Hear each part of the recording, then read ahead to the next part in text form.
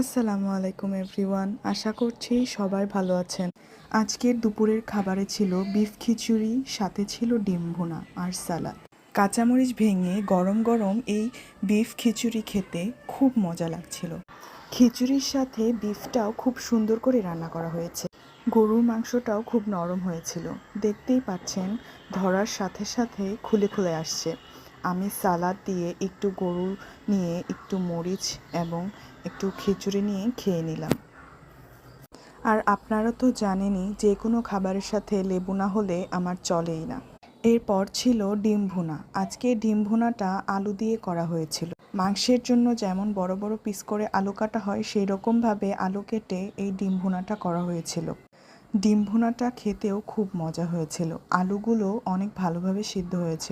বেশি করে পেঁয়াজ এবং আলু দিয়ে এই ডিম ভুনাটা করা হয়েছিল। আমি একটু ডিমের ঝোলের সাথে গরুর মাংসের এই তেলতেলে পিসটা মেখে খেয়ে নিলাম। গরুর মাংসের এই তেলতেলে পিসটা দারুণ খেতে ছিল।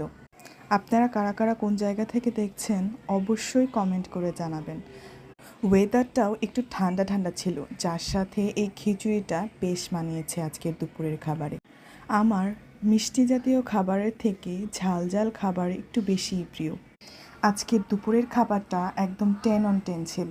ভিডিওটা যদি ভালো লেগে থাকে তাহলে অবশ্যই লাইক, কমেন্ট, শেয়ার এবং সাবস্ক্রাইব করবেন। আল্লাহ হাফেজ।